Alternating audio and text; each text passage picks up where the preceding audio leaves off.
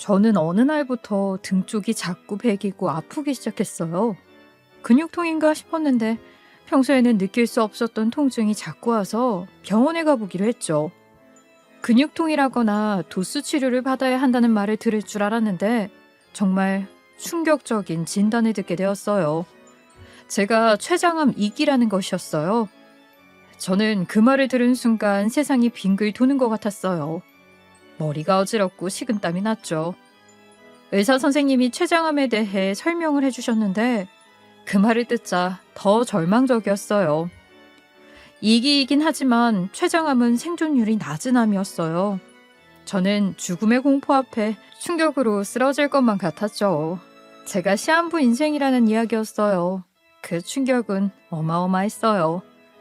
처음 진단을 받은 후 병원에서 겨우 걸어 나왔고 그 누구에게도 이야기를 하지 못했어요. 일단 제가 받아들이는 것만 해도 너무 버거운 사실이었거든요. 저는 일주일 동안 혼자 감당하며 마음을 어느 정도 진정을 시켰어요. 그러고 나서 가족들에게 이 소식을 알렸죠. 모두 충격에 빠졌지만 시어머니는 아니었어요. 시어머니는 그 말을 듣고도 별 반응이 없더니 얼마 후 우리 집에 찾아왔는데 정말 황당한 짓을 하는 것이었어요. 자, 이혼 소장 가지고 왔다. 쌓이네. 암이라면서. 수술비로 귀한 우라들 등골 빼먹게? 그렇게는 안 되지. 내가 그 꼴은 못 봐서 이거 가지고 왔다. 아유, 어서 서명해. 드디어 너 같은 며느리 떼어낸다고 생각하니 속이 시원하다. 그 말을 듣고 저는 정말 기가 차고 어이가 없었어요. 저를 그동안 원하는 대로 구박해온 것도 모자라 이런 식으로 취급을 하는 시어머니를 용서할 수가 없었어요. 아무리 그래도 생명이 걸린 일인데 저를 아무리 미워한다고 해도 인간으로서의 연민이 있다면 이런 짓을 할 수는 없다고 생각했어요.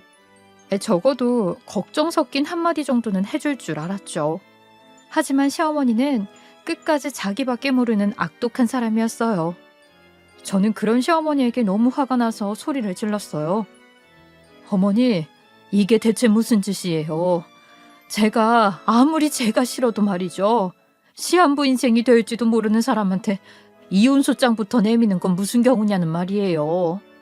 사람 대 사람으로 너무하신 것 아니에요? 그리고 제가 15년이나 어머니 병수발 들어드린 거 기억 안 나세요?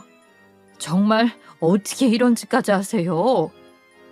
제가 정말 악에 받쳐서 고래고래 소리를 지르자 시어머니도 움찔하는 것 같았어요. 저의 이런 모습은 처음이었기 때문이었어요. 그날은 시어머니가 코리를 확 내리고 돌아가는 것 같았어요.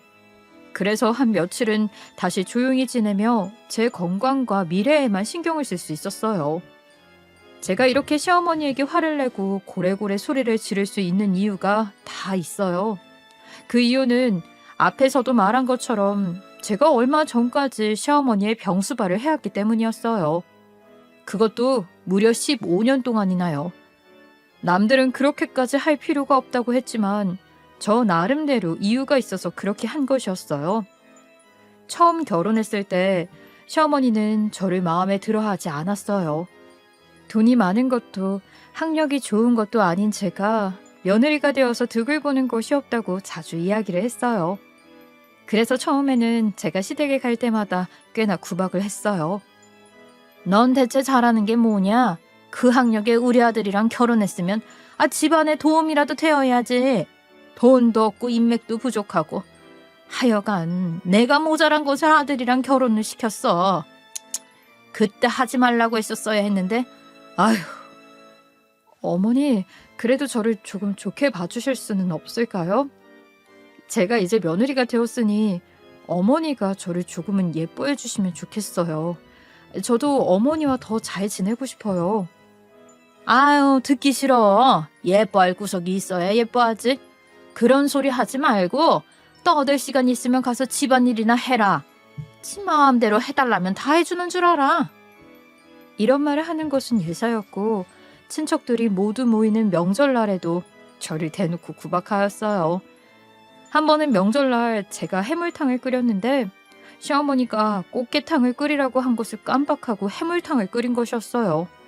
다 끓인 뒤에야 기억이 났고 아차 싶어서 시어머니에게 말씀을 드렸어요. 그랬더니 시어머니는 하라는 것도 제대로 못한다고 하면서 저를 엄청 야단치는 것이었어요.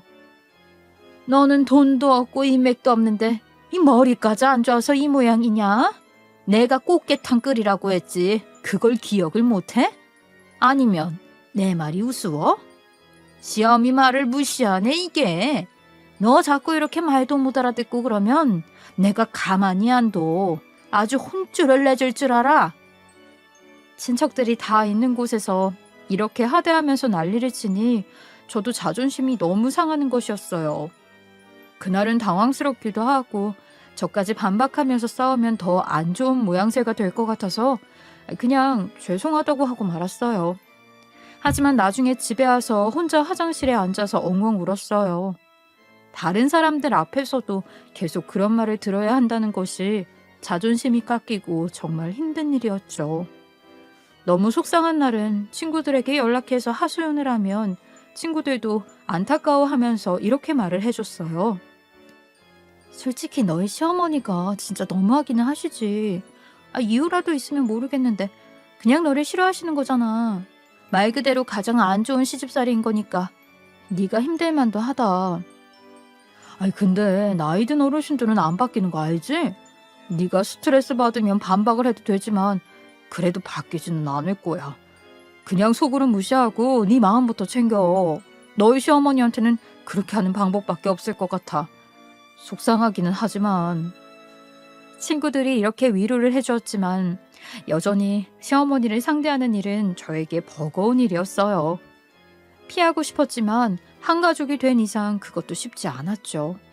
저는 시어머니에게 모욕적인 말을 들으며 살아야 하는 것이 억울했지만 별 수가 없어서 그냥 시어머니와 함께 어울리기 힘들다는 생각으로 지내왔어요. 그런데 시어머니가 어느 날부터 온몸이 아프고 피부에 붉게 열이 올라온다고 하는 것이었어요. 또 몸 곳곳에 통증이 느껴져서 움직이기 힘들 정도라고 해서 병원에 가서 진단을 받게 되었어요. 진단을 받아보니 골수염이라고 하는 겁니다. 골수염은 한 번 생기면 몇 년이고 낫지 않고 재발하기도 한다고 했어요. 현재 시어머니가 상태가 좋지 않으셔서 호전될 때까지는 입원 치료를 하시는 것이 좋을 것 같아요. 골수염은 자칫 덧나면 악취도 심해지고 관리가 힘들거든요. 입원을 한동안 하시는 게 좋겠습니다. 처음에 시어머니가 입원을 했을 때는 3개월 정도 입원을 했어요. 원래 한 달 정도만 입원하려고 했는데 상태가 쉽게 호전되지 않았던 것이었어요. 나이가 많으시다 보니 약효가 잘 안 듣고 회복이 느리다고 하는 것 같았죠. 그래서 제가 3개월 동안 병원에서 간호를 했어요. 그런데 예상은 했는데 아주 죽을 맛이었죠. 야, 너 내 말이 안 들려? 아프니까 당장 와서 부축하라고 하잖아. 내 말 안 듣고 어디를 다녀오는 거야? 하여간 굶떠가지고 내 말보다 급한 게 어디 있어? 어머니, 잠깐 컵이랑 세면도구들 세척해온다고 말씀드렸잖아요. 어머니 거 세척하러 다녀온 거예요. 지금 부축해드릴 테니까 소리 지르지 마세요. 내가 소리를 안 지르게 생겼어? 내가 부르면 항상 바로 와야 할 거 아니야. 그러려고 병간호하고 있는 거잖아. 너 원래도 못난 게 왜 병간호하면서는 더 못나게 구냐 진짜. 내가 며느리 복이 없어도 이렇게 지지리도 없지. 원래부터 저를 싫어하던 시어머니인데 몸까지 아프니 평소보다 더 구박을 하는 것이었어요. 어떤 때는 같은 병실에 있는 환자가 시어머니를 말릴 정도로 저를 구박했죠. 시어머니는 그래도 자기 마음대로 했어요. 저는 그 3개월 동안 어찌나 스트레스를 받았는지 제 처지가 불쌍해 매일같이 울고 싶었어요. 3개월이 지나 시어머니의 상태가 호전되었어요. 시어머니가 퇴원을 한 후에는 그저 제가 병간호를 하지 말아야겠다는 생각뿐이었어요. 계속 이러다가는 저도 스트레스로 죽겠다 싶어서 집안으로 돌아온 시어머니가 몸이 아프다고 하면 제가 직접 간호하지 말자고 생각을 했어요. 그래서 나라에서 지원해주는 간병인을 찾아서 하루 4시간만 간호를 부탁하기로 했죠. 저는 시댁에 종종 오가면서 시어머니 상태를 확인만 했어요. 그렇게 어느 정도 지나자 시어머니는 어느 순간부터 툴툴거리면서 불평을 하기 시작하는 겁니다. 이 간병이는 왜 이렇게 짧게만 있다 가냐? 원래 이렇게 짧게만 있다 가는 거야? 아유, 내가 집안일이랑 심부름이랑 시킬 것이 많은데 너무 짧게 있다가 가네. 아, 너무 불편해. 내가 편하게 지내려면 더 오래 간병을 받아야 할 것 같은데. 시어머니는 간병인에게 자기 마음대로 다 해달라고 할 수가 없었는지 이렇게 불평을 하셨어요. 그도 그럴 것이 시어머니는 저에게 간병뿐만 아니라 사소한 것 하나까지도 다 부탁했기 때문이었어요. 보통의 간병인이 하지 않을 만한 온갖 자신의 잡일들을 마치 손가락 하나 까딱할 수 없는 사람인 것처럼 시켰거든요. 지금은 전문 간병인이 와서 하는 것이니 저를 부리듯 자신의 수족처럼 부릴 수 없어서 답답한 것이었겠죠. 시어머니가 원하는 것은 간병인이 아니라 자신의 몸종이었거든요. 얼마 후 시어머니는 병원에 있을 때가 좋았다면서 병원에 입원시켜달라고 하는 것이었어요. 그 말 자체가 어거지인데 시어머니는 거의 떼를 부렸어요.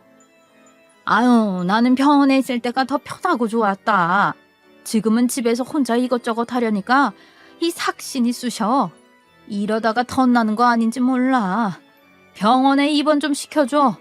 한 6개월만 더 푹 쉬고 오자. 어머니, 그냥 입원시켜달라고 한다고 병원에서 입원시켜주는 건 아니에요. 지금 어머니는 입원하실 필요도 없고요. 아유, 몰라. 가고 싶다는데 네가 뭐라고 나를 막아. 당장 병원에 입원시켜달라니까. 아이, 지금 당장. 시어머니가 이렇게 말도 안 되는 떼를 썼지만 들어줄 수 없었어요. 병원에 가면 제가 또 간호를 해야 할 것 같았거든요. 어차피 병원에서 입원도 안 시켜줄 테지만 저는 과장을 섞어 시어머니의 말을 거절했어요. 어머니, 아휴, 저희가 형편이 넉넉치 않아서 병원비를 댈 수가 없을 것 같아요. 저번 달에도 적자였거든요. 지금은 증세가 많이 완화되셨으니까 통원을 하면서 집에서 간호를 하면 좋을 것 같아요. 그러니 좀 불편하셔도 이해를 해주세요. 그러자 시어머니는 자기 마음대로 안 된다고 더 화를 내고 떼를 썼어요. 시어머니가 아프다는데 왜 병원에 입원을 시켜주지 않는 거야? 입원시켜달라니까. 아, 너희 대출받아서 좀 해줄 수 있잖아. 하지만 저는 전혀 반응을 해주지 않았죠. 그날뿐만 아니라 그 후로도 시어머니가 화를 내고 떼를 써도 저는 그냥 네네 하고 넘겼어요. 절대로 시어머니가 해달라는 대로 다 해줄 수 없었죠. 제 반응을 본 시어머니는 포기하는 듯 싶었는데 얼마 후 작전을 바꾼 것 같았어요. 시어머니는 어느 날부터 갑자기 저에게 잘해주기 시작한 것이었어요. 예, 며느라. 내가 그동안 너 섭섭하게 한 적이 많았지. 아유, 가만 생각해봤는데 내가 잘못을 한 것 같아. 앞으로 그런 소리는 하지 않으마. 그러니 네가 집에서 간호해 줄 수 없겠니? 아이, 간병인은 하루 몇 시간밖에 오지 않고 내가 편하게 부탁을 할 수가 없어서 그래. 사실 시어머니의 증세는 하루 종일 간병이 필요한 정도는 아니었어요. 하지만 시어머니는 계속해서 꾸준히 저에게 이런 식으로 말을 했죠. 내가 그동안 잘 몰랐는데 네가 요리를 참 잘하는구나. 음식이 진짜 맛있네. 간도 적당하고 아주 맛있어. 네가 간호를 해주면 이런 요리를 매일 먹을 수 있을 텐데. 그러면 나도 금방 나을 것 같다. 안 그래? 또 어떤 때는 이렇게 말을 했어요. 아이고, 오늘 보니까 이 화장실이 아주 번쩍번쩍하더라. 언제 이렇게 깨끗하게 청소를 다 해뒀대? 너 덕분에 내가 아주 편하지 뭐냐? 아우, 내가 병이 온 이후로 종종 여기저기 아픈데 네가 청소를 이렇게 잘해두니 쾌적해서 신경 쓸 게 없어서 정말 좋다. 그러면서 시어머니는 자신을 종일 간병해달라고 졸랐죠. 저는 시어머니의 이런 반복되는 요청을 거절했지만 점점 고민을 하기 시작했어요. 그러다가 결국 받아들이기로 했죠. 이유는 시어머니의 바뀐 태도가 제 스트레스를 확 줄여주었기 때문이었어요. 평소에도 어차피 시어머니의 요구로 시댁에 가서 집안일을 자주 해주고 있었거든요. 그것을 조금 더 하면서 시어머니의 말도 안 되는 구박을 받지 않아도 된다면 저도 할 만한 일이라는 생각이 들었어요. 시어머니도 자신에게 필요해서 저와 협상을 한 것이나 다름없었으니 제가 간병하기로 한다고 해서 태도를 다시 바꾸지는 않을 것 같았어요. 그래서 저는 매일같이 시어머니의 병수발을 들기 시작했어요. 시어머니의 상태가 안 좋을 때는 시댁에서 하루 자면서까지 병수발을 들고 이따금 시어머니가 병원에 짧게 입원을 하게 되면 병원에서 간병을 했어요. 그렇게 시간이 흐르고 흘러 시어머니의 골수염이 거의 재발하지 않게 되었어요. 그때쯤 되어 돌이켜보니 제가 시어머니의 병수발을 한 지 무려 15년이라는 세월이 흘렀더라고요. 언제 이렇게 시간이 흘렀는지 놀랄 일이었어요. 15년이라는 세월을 거쳐 병원에서 이제 거의 정상이 되었다는 판정을 받은 시어머니는 전처럼 자주 통증을 느끼지는 않았어요. 그래서 저도 이제 자주 간병을 할 필요가 없게 되었죠. 그런데 시어머니는 몸이 건강해지시니 제가 다시 필요가 없어진 것인지 저를 다시 구박하기 시작했어요. 얘, 내가 심부름 좀 하라고 했잖아. 또 까먹은 거야? 어휴, 몇 번을 알려줘야 해. 아, 얘가 또 이렇게 건망증이 도지네. 아니면 머리가 나쁜 거니? 그동안 내가 너한테 이런 말을 안 해줘서 해이해진 거야? 아, 됐고 빨리 가서 시킨 일이나 해와. 저는 그 모습을 보고 좀 화가 나기도 했어요. 아무리 그래도 15년의 병수발을 한 며느리를 다시 또 구박할 생각을 한다는 게 말이에요. 시어머니도 어지간하다 생각했어요.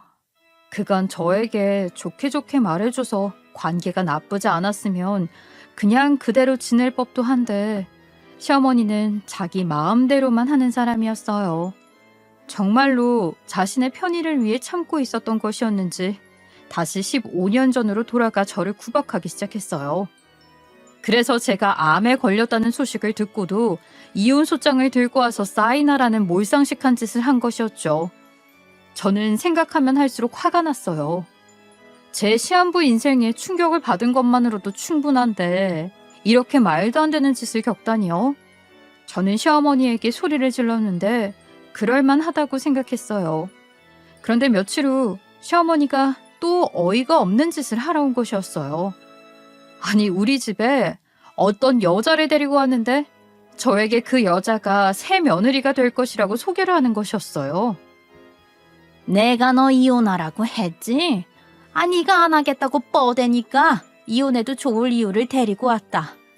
자, 여기 이 사람이 우리 새 며느리다. 봤지? 건강하고 돈도 많고 아이, 머리도 좋은 며느리니까 너는 이제 포기하고 이혼해. 그런데 저는 그 새 며느리를 보고 황당해서 말문이 막혔어요. 그 여자를 알아보고 뒤통수를 맞은 것 같이 기가 차고 너무나 분했어요. 그 여자는 저도 아는 여자였거든요. 그 여자는 저를 보더니 제법 뻔뻔한 표정으로 말을 했어요. 언니, 미안해요. 그런데 사실 제가 언니 남편분이랑 오래 만나왔거든요. 저도 이제 제 권리를 찾고 싶어요. 이 정도로 오래 만났으면 저도 이 집 며느리가 될 권리가 있는 것 같아요. 그 여자는 환자와 간병인에게 도시락을 판매하는 가게의 사장이었는데 처음 시어머니가 병원에 입원했을 때 병원식을 먹기 싫다며 짜증을 많이 부렸는데 간병까지 하면서 매일 음식을 하기가 힘들어서 근처 가게를 찾아본 적이 있었어요. 병원 근방에 있는 도시락집을 찾았는데 환자용 도시락과 간병인용 도시락을 따로 팔고 있었어요. 먹어보니 둘 다 맛이 좋아서 종종 이용을 하게 되었죠. 그 가게의 사장이 그 여자였는데 젊고 싹싹해서 너무 예뻐 보였어요. 매일 시어머니의 구박만 받으면서 간병을 하느라 낙이 없었는데 그렇게 착하고 예쁜 사장님과 대화하니 웃음도 나더라고요. 그래서 간병이 힘들 때 찾아가 도시락도 사고 대화도 하면서 언니 동생 하는 사이가 되었어요. 저 사장님, 혹시 연락처 좀 주실 수 있을까요? 별건 아니고 제가 매일 시어머니 간병하느라 힘든데 여기에서 도시락 싸는 걸로 도움을 많이 받았어요. 그래서 별건 아닌데 작은 성의를 보이고 싶어서 기프티콘이라도 보내드리려고 하는데 괜찮을까요? 어머, 그러지 않으셔도 괜찮아요. 자주 와서 도시락을 사주시니 제가 더 감사하죠. 그리고 종종 이렇게 대화도 해보니 좋은 분이라는 생각이 들어서요. 그러지 말고 말씀 놓으세요. 저랑 언니 동생 하면서 지내요. 그러면 어떨까요? 아휴, 정말요? 그래도 될까요? 저는 그러면 정말 좋아요. 제가 여기 와서 간병을 하면서 만날 친구도 없고 외로웠거든요. 그럼 우리 언니 동생 해요. 그렇게 말해줘서 고마워요. 그렇게 저와 도시락 가게 사장님은 아주 친해져서 연락처도 주고받고 별일 없어도 오가며 수다를 떠는 사이가 되었어요. 정말로 언니 동생하는 친구가 되어서 퇴원 이후 집에서 간병을 할 때도 저는 종종 그 가게에서 도시락을 구입했어요.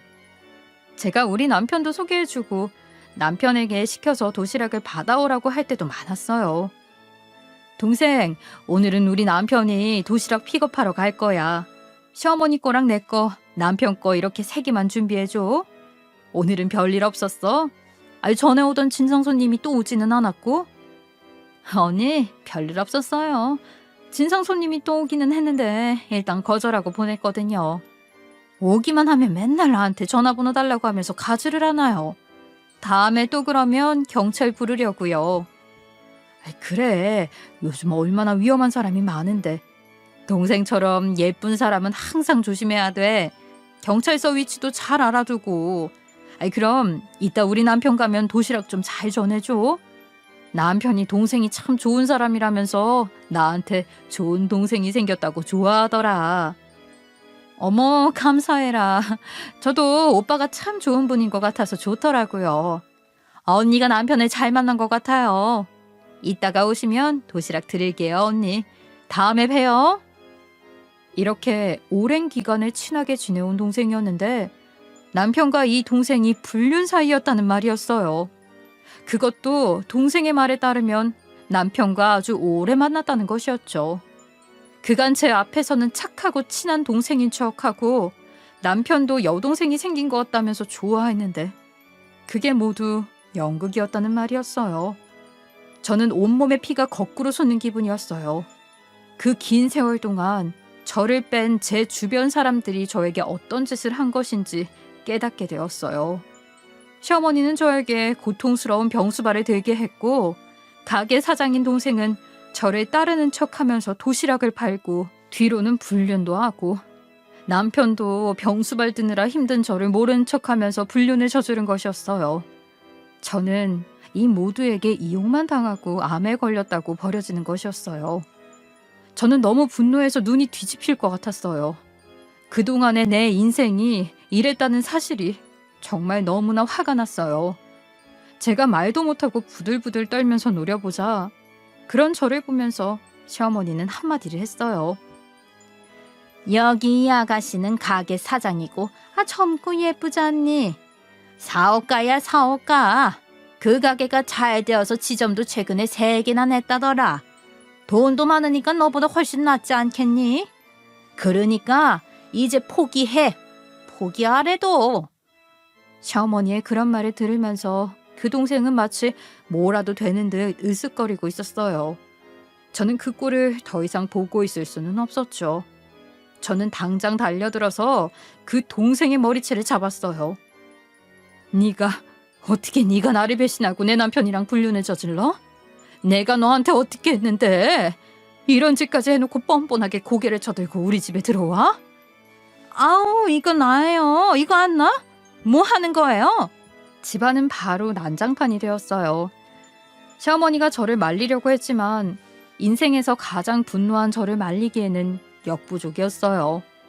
상간녀도 소리를 지르며 놓으라고 했지만 저는 놔주지 않았어요. 저는 한 번도 내보지 못한 힘으로 있는 힘껏 상간녀의 머리를 붙잡고 이리저리 흔들었어요. 집안은 상간녀와 시어머니의 비명소리와 제 화가 난 소리로 뒤죽박죽이 되었죠. 한참 그렇게 싸워서 상간녀의 머리가 한 움큼 뜯어진 다음에야 놓아주었어요. 그래요. 내가 불륜을 저질렀어요. 그래서 뭐? 그거는 언니 눈치 보느라 말 안 하고 있었는데 언니도 이제 얼마 안 남았으니까 나한테 양보해도 되잖아요. 그동안 내가 얼마나 참고 있었는데. 그리고 당신 내가 상해죄로 고발할 줄 알아? 알겠어? 인간의 얼굴을 하고 할 말이 있고 안 할 말이 있어. 양심도 하나 없는 게 뭘 잘했다고 떠들어? 그래, 어디 신고해봐. 내가 무서워할 줄 알아? 내 생명이 얼마 안 남았는데 그깟 신고가 무서울 줄 아냐고. 어차피 신고할 거 더 맞고 가. 제가 그렇게 소리를 지르면서 달려들자 상간녀와 시어머니는 비명을 지르면서 도망을 갔어요. 저를 피해 신발도 대충 구겨 신고 혼비백산에서 현관문을 열고 도망을 갔죠. 저는 그들이 도망가고 한참이 지난 뒤 바닥에 덜썩 주저앉아서 엉엉 울음을 터뜨렸어요. 제 인생이 너무 처참했어요. 아무리 그래도 시댁이라고 또 제 결혼 생활이라고 그것을 지키기 위해 많은 희생을 해왔어요. 시어머니가 주는 모욕감도 참았고 혼자 감당해야 할 병수발도 말없이 해왔어요. 그리고 밖에서 돈 번다고 유세 떠는 남편 대신 육아랑 살림도 혼자 다 했고요. 자랑은 아니지만 아이들 낳아 키우면서 남편 손 빌린 적 없습니다. 남편의 도움을 크게 바라지도 않고 그냥 제 의무인 것 마냥 해왔죠. 그런데 가족들과 상간녀는 그런 저를 이용해 먹으면서 뒤에서 희익낙낙거렸다니 배신감에 온몸이 부들부들 떨렸어요. 저는 시한부 판정을 받았을 때보다도 더 서럽게 엉엉 울었죠. 그렇게 종일 울고 나니 조금 정신이 드는 것 같았어요. 일어나서 무엇을 좀 먹고 얼이 빠진 채 허망하게 앉아있는데 제 인생이 너무 불쌍했어요. 곧 끝나는 인생이라는 것도 비통해 죽겠는데 이렇게 이용만 당하고 울고만 있어서는 안 되겠다 싶더라고요. 그래서 죽게 되더라도 저에게 이런 짓을 한 사람들에게 복수해주고 가야겠다는 생각이 들었어요. 제 시한부 인생에서 이 사람들에게 복수를 하지 않으면 죽을 때도 눈을 못 감겠다는 생각이 들었어요. 그래서 그날 남편이 돌아왔을 때 저는 다짜고짜 말도 없이 남편의 핸드폰을 빼앗았어요. 이봐, 무슨 일이야? 내 핸드폰을 왜 가져가? 뭐 보려고? 됐고, 일이네. 입 다물고 앉아있어. 저는 그 자리에서 남편 핸드폰을 열어 모든 기록을 다 찾아보았어요. 그런데 그 핸드폰 안에는 떡하니 상간녀와 주고받은 연락들이 남아있는 것이었어요. 저는 어이가 없어서 헛웃음이 나왔어요. 남편은 제가 불륜을 전혀 눈치채지 못하고 핸드폰을 뒤지는 일이 없을 거라고 확신한 것 같았어요. 남편은 핸드폰에 상간녀와 연락을 주고받은 내용을 몇 년치를 남겨둔 것이었어요. 처음에는 지우다가 불륜 기간이 길어지자 마음을 놓고 지우지 않은 것 같았어요. 아니, 저를 얼마나 우습게 봤으면 그랬을까요? 제가 얼마나 아무것도 아니었으면 저와 결혼한 채 살면서 그 여자랑 일상적으로 연락을 주고받고 바람을 몇 년씩이나 피우고 있었을까요? 저는 당장 그 내용들을 증거로 남기기 시작했어요. 제가 핸드폰 화면을 열어놓고 계속해서 사진을 찍자 남편이 그 모습을 보더니 사색이 되는 것이었어요. 여보, 무슨 일 있었어? 이건 어떻게 알고? 여보, 말 좀 해봐, 어? 당신 나를 몇 년이나 속이니까 재미있었어? 내가 당신 어머니 병수발 들면서 고생하는 거 보면서 본인은 젊은 여자랑 바람 피고 다니니까 재미있었냐고. 내가 시한부 인생이 되니까 너희들 아주 신이 났니? 그런 거야? 이 인간도 못 되는 놈아. 여보, 그게 무슨 소리야? 그러지 않아. 그래. 내가 바람을 핀 건 인정할게. 하지만 그건 내 책임만은 아니지 않아? 매일 병수발 둔다고 당신이 나한테 신경도 안 쓰고 그랬잖아. 저는 그 말을 듣고 너무 화가 나서 남편의 뺨을 갈겼어요. 남편은 깜짝 놀랐어요. 그 모습을 보자 더 화가 나서 뺨을 서너 대 더 갈겼어요. 그리고 소리를 질렀죠. 내가 당신 어머니랑 병수발 든 거잖아. 네가 할 일 내가 하느라 그런 거잖아. 그러면 고마운 줄 알아야지. 어디서 신경 안 써줬다고 투정이야? 그리고 그렇다고 바람을 핀 게 정당하다는 소리야? 말도 안 되는 소리 하지 마. 반드시 되갚아줄 거니까. 두고 봐. 사람 우습게 보고 이용해 먹은 대가는 톡톡히 치러줄 테니까. 살 날이 얼마 안 남은 사람이 얼마나 두려운 게 없는지 보여줄게. 그리고 애들 앞에서 부끄러운 줄 알아. 너는 애비 자격도 없는 놈이야. 저는 남편의 핸드폰을 그대로 빼앗아 갔어요. 남편이 돌려달라고 애원했지만 저는 돌려줄 생각이 없으니 새로 하나 사라고 말했죠. 저는 그 다음 날부터 제대로 복수를 시작했어요. 상간녀는 저를 상해로 신고하지 않은 듯 했어요. 본인의 불륜 사실이 떳떳하지 못했거나 남편이 제가 눈 뒤집힌 것을 보고 더 긁지 말자고 한 것도 같았어요. 하지만 다 상관없었어요. 사실 상간녀가 저를 상해죄로 신고를 해도 상관이 없었어요. 저는 먼저 남편에게 이혼 소송을 하고 상간녀에게는 상간녀 소송을 했어요. 소장이 날아갈 때쯤 남편의 회사에 소문이 나도록 남편의 불륜 사실에 대한 증거 자료와 이혼 소송 내용을 보냈어요. 회사에서 그 내용으로 남편을 처벌하거나 할 일은 없겠지만 남편이 한 짓이 소문이 나는 것이 중요했어요. 새벽에 남편의 회사 앞에 가서 커다랗게 대자보로 뽑은 불륜 내용을 붙이고 오기도 했어요. 남편이 저를 명예훼손으로 고소할 수 있을 것 같았어요. 하지만 그건 중요하지 않았죠. 살 날이 얼마 안 남았는데 그게 중요하겠어요? 저는 제 마음이 풀릴 때까지 복수해줄 생각이었으니까요. 그리고 상간녀가 얼마 전 새로 냈다는 가게 지점들도 찾아가 똑같이 해줬어요. 가게마다 앞유리에 불륜 내용을 크게 뽑아 붙여놓았어요. 잘 보이도록 크고 빨간 글씨로 적어두었죠. 남편과 상간녀는 길길이 날뛰었어요. 당신 정말 너무한 거 아니야? 아무리 그래도 일터에 와서 이런 짓 하는 게 어딨어? 이건 정말 사람으로서 예의가 없는 행동이야. 뭐? 네가 감히 나한테 예의를 운운해? 예의는 고사하고 인간 같지도 않은 게 누군데 아내에게 시어머니 병수발 들게 시켜놓고 구박당하는 거 알면서 본인은 귀찮다고 도와줄 생각도 없고 그러면서 뒤에서 불륜을 한 게 누구인데 나한테 감히 큰 소리야? 왜? 내가 붙여둔 내용 중에 틀린 내용이라도 있어? 틀린 내용 있으면 말해봐. 다 네가 한 짓이잖아. 영업방해로 신고할 거야? 이딴 짓을 하다니. 어우 진짜 미친 거 아니야. 당장 그만해. 그래. 어디 신고할 거면 신고해봐. 미쳤다고? 미친 건 너지?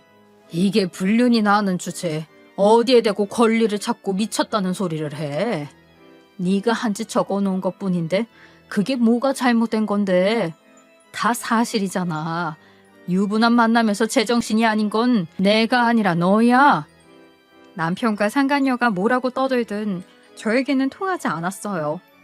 남편과 상간녀가 대자보를 떼어내면 며칠 후 또 붙여놓았어요. 모두가 읽어보고 기정사실로 알 수 있게끔 지치지 않고 계속 붙여놓았죠. 그 일로 인해 남편은 얼마 후 못 견디고 회사를 나오게 되었어요.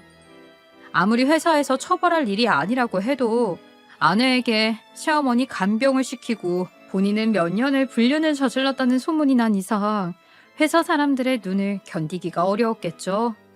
상간녀의 가게는 병원 환자들 사이에 소문이 나서 손님이 다 떨어져 나갔어요. 그 가게에서 도시락을 사면 남편이 여자 사장이랑 불륜이 난다고 말이에요. 그런 여자가 만드는 도시락도 괜찮은 것인지 믿지 못하겠다면서 손님들은 그 가게를 가지 않게 되었죠. 그래서 상간녀는 적자를 견디지 못하고 새로 낸 지점은 물론 처음에 가지고 있었던 본점도 다 부동산에 내놓게 되었어요. 그런 이후 남편과 상간녀가 시어머니와 함께 저를 찾아온 적이 있었어요. 3명이 찾아왔지만 저는 하나도 겁을 먹지 않았죠. 제 삶은 시한부인데 죽을 수 있다는 사실보다 무서운 일은 있을 수가 없었어요. 남편은 나에게 아무 말도 하지 못했고 상간녀는 난리를 쳤지만 되돌릴 방법은 없었어요. 야, 너 당장 내 가게 배상해. 너 때문에 가게가 망했잖아. 지금 당장 배상하지 않으면 가만 안 둘 줄 알아. 나라고 아무것도 못할 줄 알아? 넌 아무것도 못해. 왜냐면 네가 무슨 짓을 하든 나는 어차피 시한부라서 아무 의미가 없거든. 왜? 더 난리 쳐보지 그래? 곧 죽을 사람이 하는 복수는 꽤 무섭지. 그러게 사람답게 양심을 가지고 살지 그랬어. 난리치지 마. 네 가게 망하는 게 대수니? 나는 생명이 얼마 안 남았거든. 네가 바닥에 엎드려서 빌어도 용서하지 않을 거야. 그러니까 그냥 포기해. 제가 꿈쩍도 하지 않자 시어머니는 흥분해서 소리를 지르는 상간녀를 데리고 나가려고 하는지 이렇게 말을 했어요. 예. 일단 진정해라. 어쨌든 처녀는 곧 이혼을 하게 될 거야. 그러면 네가 우리 며느리가 되어서 내 병술발도 해주고 그러면 되지. 그렇게 되면 원래 우리가 원하던 게 되는 거니까. 대화가 안 통하는 년이랑은 얘기하지 말고 오늘은 이만 가자. 예? 미쳤어요. 제가 언제 병수발 든다고 했어요? 며느리한테 어떻게 하는지 다 봤는데 제가 병수발을 든다고 할 것 같아요?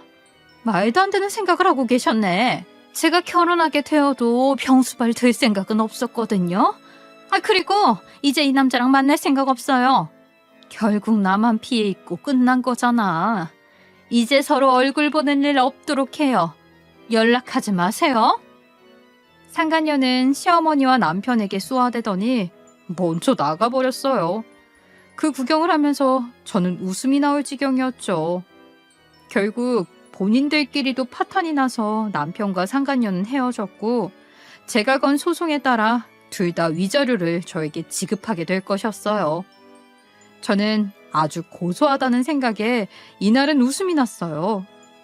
저는 이혼 소송할 때 제가 15년간 시어머니를 병수발 든 것에 대해 그리고 혼자 육아와 살림을 한 것에 대해 임금으로 산정해받고 싶다는 내용을 적었어요.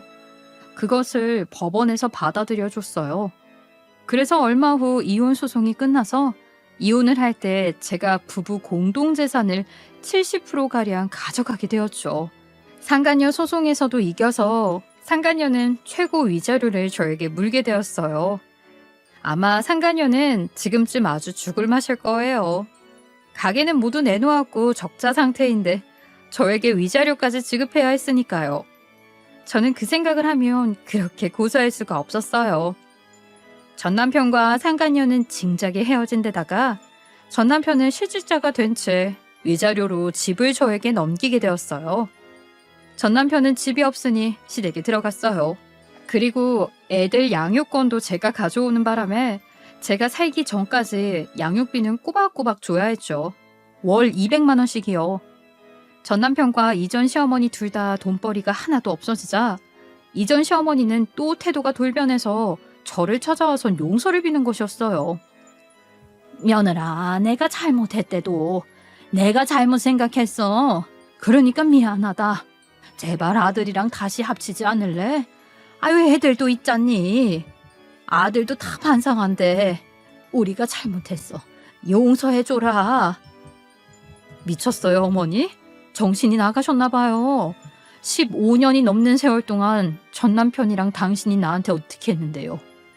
나를 이용해 먹고 좋을 대로 하고 싶은 거 하면서 산 거잖아요. 용서? 다시 합쳐? 그딴 말들은 입에도 올리지 마세요. 이제 저는 연락 안 받을 거예요. 저는 그 뒤로 이전 시어머니와 전 남편을 차단했어요. 드디어 제 삶을 이용했던 악한들을 떼어내고 나니 살 것 같았죠. 저는 그 뒤로 투병을 했어요.